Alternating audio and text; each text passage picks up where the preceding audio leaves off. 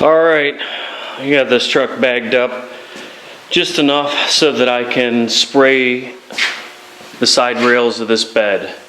Now, I don't have the underside of this masked and I don't have the top of it masked. The reason why is there is undercoating and there's still a little bit of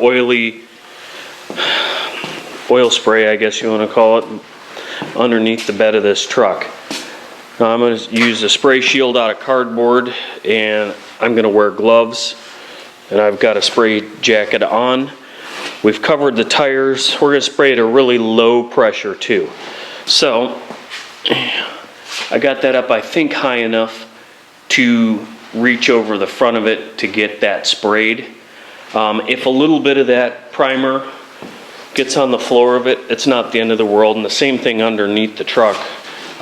He's getting new mud flaps, but I'm going to try and protect him just in case. So I'll show you what I got. I've already wiped that whole bed down with waterborne wax and grease remover. It was 80 grit on the DA, but it leaves a little bit of film, so we use that because we're going to use the SPI epoxy.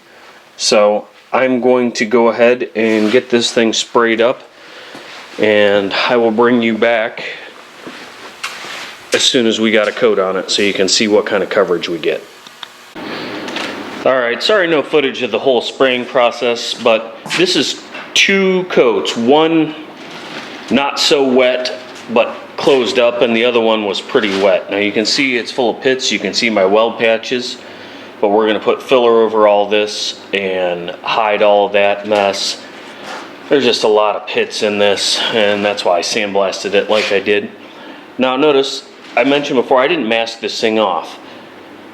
I held a piece of cardboard up behind here and sprayed all my edges. I mean, there's not overspray all over those tires and filler necks, and the floor isn't all dirty.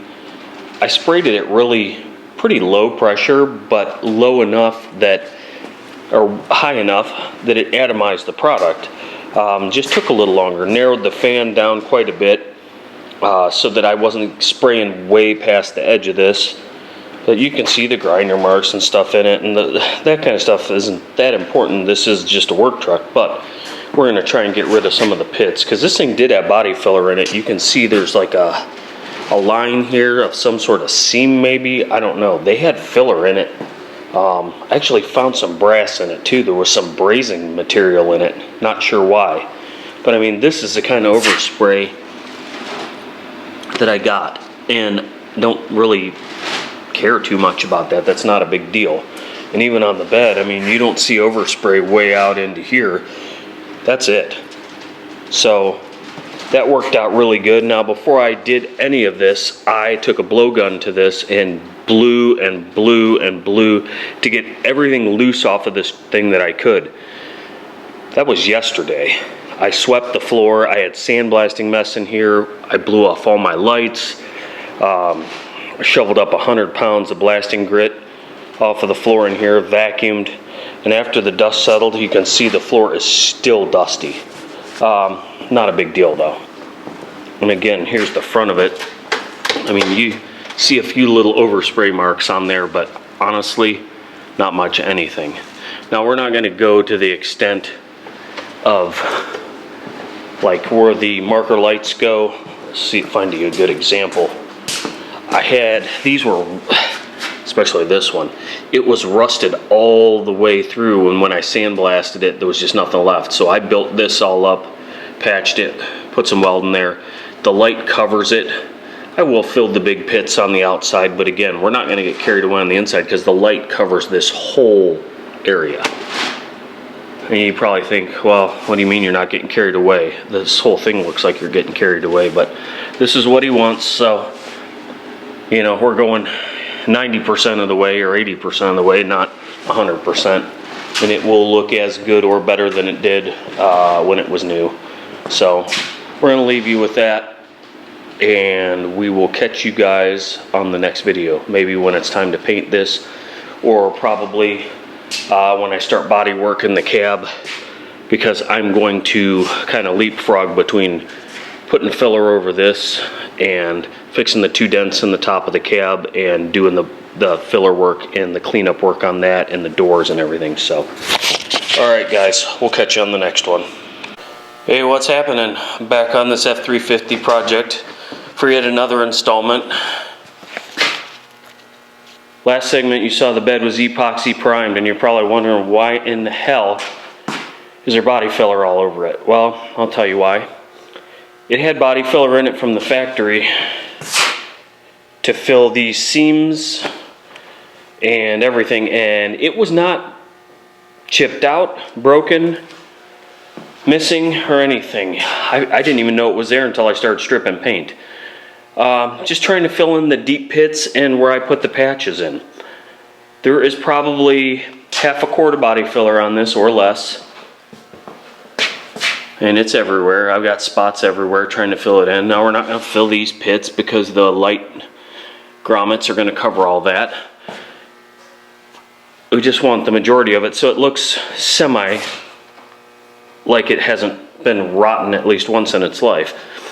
So I will block all this down. This went directly over epoxy and sand the epoxy, and there's plenty of people who would love to debate this. I'm not going to. You got 7 days to get body filler, 2K primer, whatever, over this SPI epoxy. Temperature in here is 68 degrees, 65 to 68 degrees. This has been on 2 days. If you want to stick your thumbnail in it, it's still soft. The body filler will bite it. There's nothing to worry about. I wanted to get all of those pits filled with epoxy so that I knew I had great adhesion to them. And now I'm just touching up, you know, stuff like this. I even used body filler when I redid my dump truck, and none of it is chipped out. Unfortunately, it is rusted in other spots, so, you know, that kind of stuff happens. But, I mean, this is feather edged right here. I don't know if the camera will pick that up or not, but I mean, I don't have a big lip there. And that was just with the filler spreader. So I'm not going to bore you guys with me running the DA sander down the sides of this thing, but, you know, 2 coats of epoxy on there, fill in the pits. I'll probably have 4 hours in this bed as far as knocking the filler down and applying filler. I am doing a little filler work on the top of the rails, although it really wasn't all that bad. I mean, I have some dots, but the thing is, when the stake pocket goes in to hold up the sides, it covers, you can see where it's worn a groove in it. It covers all that. I just want it to look semi-decent. This isn't show car garage here. This is make it look a lot better than what it did when it walked through the door and ship it out the door. If this was a 2018 Corvette, this is not the procedure. Not even close. So we're gonna whack this with the DA and some 80 grit, and I'll bring you guys back later.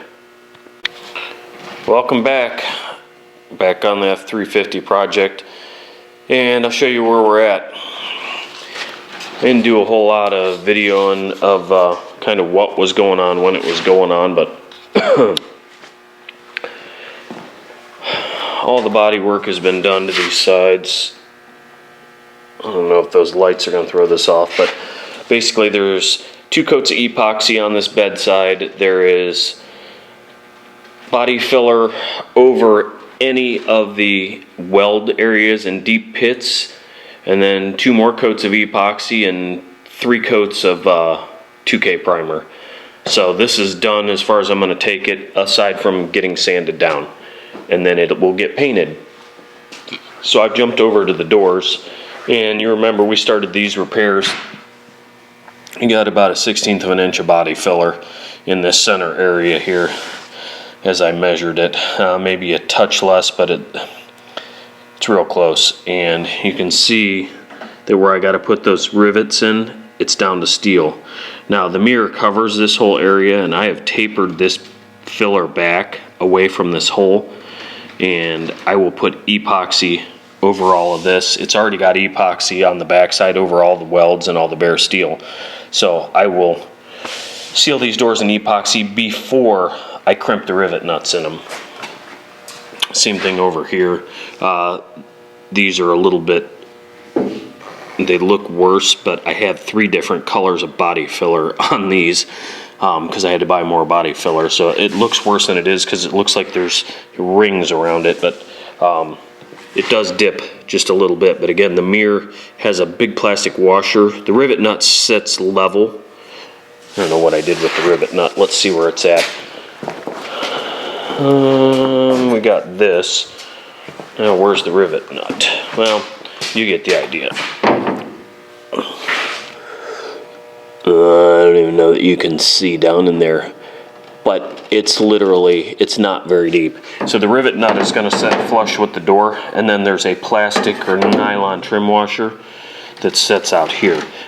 So the mirror foot actually sets on that, and what I didn't want was to put those rivet nuts in there to anchor it and have them crimped around a bunch of body filler so that the knurl on them wouldn't grab the steel. The idea is for that to grab the steel so it won't spin out. So there's the doors. I got more work to do on them.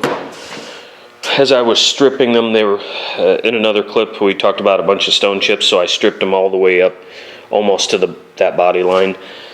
Just didn't make any sense to have all these patches in here and all the stone chips to really throw it off. What I noticed is the bottom of these doors were really wavy through here. So with whatever extra filler I had, I just wiped them, and most of that's going to block off. There really isn't anything there. But they're dirty. I've got a couple of stone chips, and we have all this paint where the upper mirror was, where it chipped the paint off, and up here. So that's all got to be feathered back out, but it's not rusty. You can see it's just to the epoxy. So I'll feather that out with 180 and then some 320. Now the epoxy is going to need an 80 grit scratch in the bare steel, so I will try and go around this the best I can, and most of this area has at least a 180 scratch in it with the DA and or a block. But I want to get some 80 grit scratch back in it, so we'll do that and get those ready to go. The hood, you remember me talking, there was little scratches all over it. Now the right way to do this is to feather them all out. This is a way that works, but it's not the 100% right way to do it. The scratches were deep enough that I would have had to feather it back to the metal. There was no rust in it because it looked like it was stopped at the primer. So I just 180 scuffed it and wiped it with some glazing putty. But there's spots all over it. I mean, there's 1, 2, 3, 4, 5. There's one on each front corner. That's 7. There's 8, 9, 10. I think there's one under this. There's 11 spots on this hood. And I had to run some sandpaper along this edge. All the paint had big chips in it. So that's done. The back of this cab, you can see that smear. That is rubberized undercoating. It's splattered all over the back of this cab from trying to get up underneath it, and you can see he sprayed the bed with it. Well, all that crap's got to come off so that I can get, there's 3 of these little rust spots along the back of the window. Now I'm going to peel the molding up and look underneath it to make sure that it's not rusted in other spots, but right now that's all I see because I really don't want to take the window out.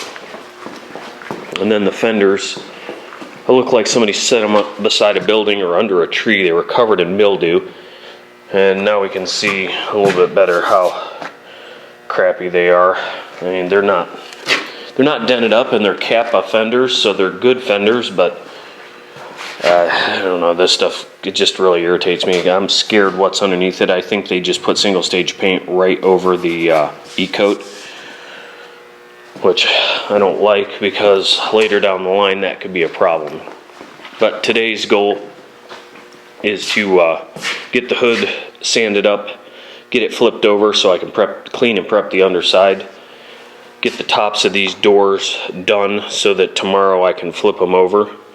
Because there is, I don't know if we can see it here, but that's going to be the next project. We got to strip, see all the sandblasting marks in it from when he sandblasted it. That's real good right there. Oh, can we focus?